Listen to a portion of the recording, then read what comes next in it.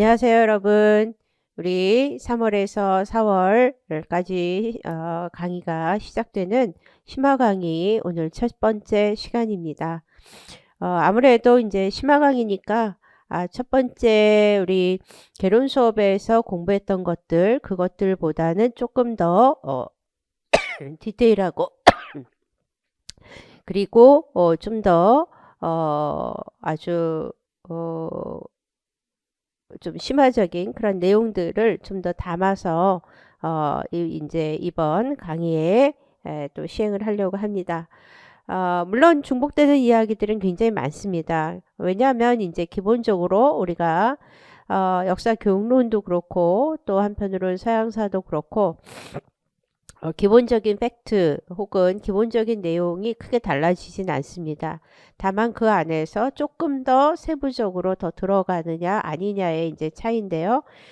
이 심화 강의에서는 그래도 좀 더 구체적으로 더 살펴보려고 하고 있고, 그리고 우리가 이제 이 교재에 있는 부분들, 이런 부분들을 끝내야 되는 부분도 있지만 이 교재 외에도 또 필요한 여러 자료들을 보면서 같이 공부를 해보려고 합니다.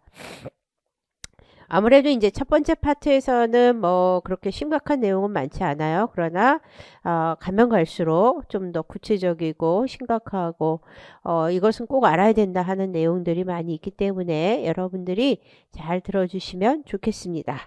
자, 역사 교육에 관한 부분들부터 먼저 시작해 보도록 하겠습니다. 자, 여러분이 가지신 교재 109페이지가 되겠고요. 자, 1강 역사 교육의 의의와 특징인데 우리가 이 부분들을 거의 배웠어요. 그래서 뭐 간략하게 이 부분들 이렇게 짚고 넘어가는 정도로만 하겠습니다. 자, 보죠. 먼저 역사학의 특성에 대해서 나와 있죠. 역사학. 단순히 연대의 인물 사건의 나열이 아닙니다. 인간의 과거 행위에 대한 해석과 의미를 부여하는 것이다. 항상 역사는 해석과 의미를 부여한다는 점에 대해서 기억해 주시면 되겠습니다. 먼저 시간에 따른 과거 사실이나 사건의 변화를 탐구합니다. 그래서 과거에 정말 이런 일이 있었는가, 또 한편으로는 이러한 사건들이 어떤 변화를 가져왔느냐, 뭐 이런 것들을 탐구하는데 집중을 하는 것이죠. 그래서 시간 개념을 반드시 토대로 하고 있고요.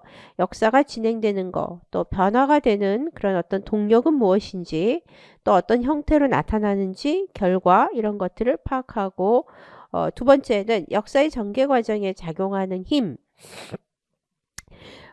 또 역학관계 이런 것들의 상호작용을 시간의 변화 속에서 규명하는 것을 담고 있습니다.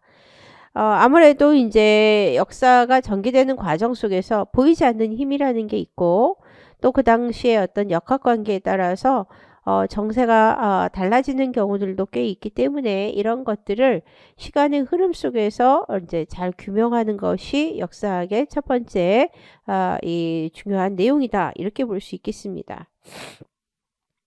두 번째는 과거 인간 행위에 관한 연관된 다양한 변인, 이런 요인들을 탐구하는 것이죠. 겉모습뿐만 아니라 이 영향을 끼친 장기적, 단기적, 또 외적 요인, 내적 요인 이런 것들을 살펴보고요. 또 역사의 원동력 파악을 위해서 인간의 외적, 내적인 면, 또 자연 환경 이런 것들을 탐구합니다. 그래서 이렇게 얼마 전에 제가 이제 한국사와 관련한 어떤 그 학회 논문 발표를 들었었는데 거기서는 이제 최근에 우리 사회에서 많이 일어난 지진, 이것이 이제 곧 이제 과거 시대에도 지진이 꽤 있었던 거, 이런 것을 통해서 이제 정부하고 뭐 지방의 관계도 살펴보고 또 당시 백성들의 어떤 움직임들 또 그들이 어떤 생각을 했는지 이런 것들을 연구하는 그런 걸 본 적이 있는데 그런 발표를 들은 적이 있는데 그런 것들처럼 이런 자연환경 이런 적인 측면들까지 연구하는 것이 역사학의 특성이다 이렇게 볼 수 있겠습니다. 세 번째, 문학, 철학, 과학의 성격을 동시에 내포하고 있는 종합학문의 성격을 띠고 있는 것이죠. 역사적인 내용을 서술하는 측면에서는 문학적인 측면이 또 인간의 행위와 사상, 행위의 사상하고 이념, 예, 이런 것들을 이해하는 것은 철학적 측면이 담겨 있는 거죠. 왜 그 사람이 그런 생각을 가졌을까? 저런 행동을 했을까? 그 안에 깔린 이념은 뭐였을까? 이런 것들을 탐구하는 건 좀 더 철학적 성격, 또 과거에 관한 이 설명과 해석을 논리적으로 증명하는 데 있어서는 과학적 성격이 포함되죠. 그래서 객관성하고 주관성을 동시에 공유하고 있습니다. 그래서 의도나 동기를 파악하는 주관성 측면, 또 전개 패턴을 탐구하는 객관성 측면을 동시에 가지고 있다. 이렇게 얘기할 수 있겠고요. 또 문학적 상상력, 스토리텔링, 아무래도 역사적 사실을 좀 더 이렇게 편안하게 들려줄 수 있어야 되겠죠. 그런 측면에서는 문학적 상상력이 가미가 되고, 또 인간 존재 및 인식 사고의 측면에서는 철학적, 또 역사 전개 과정을 통한 합리적 논증 과정을 통해서는 과학적인 사고가 동시에 필요한 것이 역사학의 특성이다. 이렇게 볼 수 있겠습니다.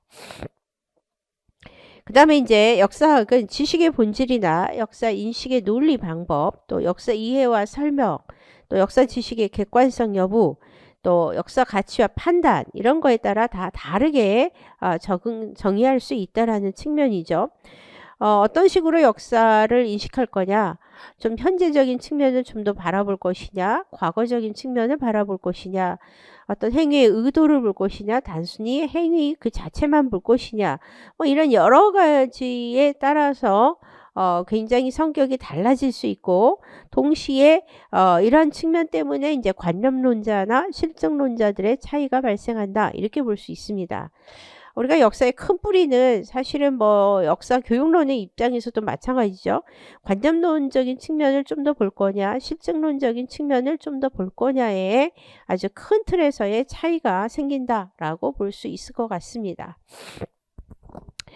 자, 이런 역사학은 이 역사학을 이제 이 역사학의 특성을 갖고 역사를 연구해서 그것을 단지 어떤 기록으로 사실로만 남기는 것이 아니라 그것을 이제 어쨌든 간에 많은 사람들에게 교육을 시켜야 되겠고, 특히 우리 이제 이 교과 과정에 있는 학생들에게 교육을 시켜야겠죠. 그렇기 때문에 이제 이 역사학의 교육적인 측면과 결부돼서 나타나는 것이 역사 교육이다. 이렇게 볼 수 있겠습니다. 이런 역사 교육의 특성은 시간성과 관련된 개념들이 반드시 들어간다라는 거죠. 역사에서 시간을 빼고서는 이야기할 수 없기 때문에 이 시간관념이 반드시 들어가는 거고요. 그 다음에 변화와 계속성, 또 인과관계, 발전 등의 시간 개념들 역시 중시됩니다. 역사 속에서 중요한 것은 어떤 변화가 있었는지, 또 어떠한 이 일들이 지속이 되었는지, 또 그 안에서 나타나는 인과관계가 무엇인지, 또 발전의 개념, 또 발전의 결과 이런 것들을 가져왔는지 이런 것들을 살펴봐야 한다는 것이죠. 이렇게 역사교육은 인간활동을 총체적으로 다루면서 동시에 문학적, 과학적 방법을 포함하는 교육활동이다 라고 우리가 이렇게 얘기할 수 있겠습니다.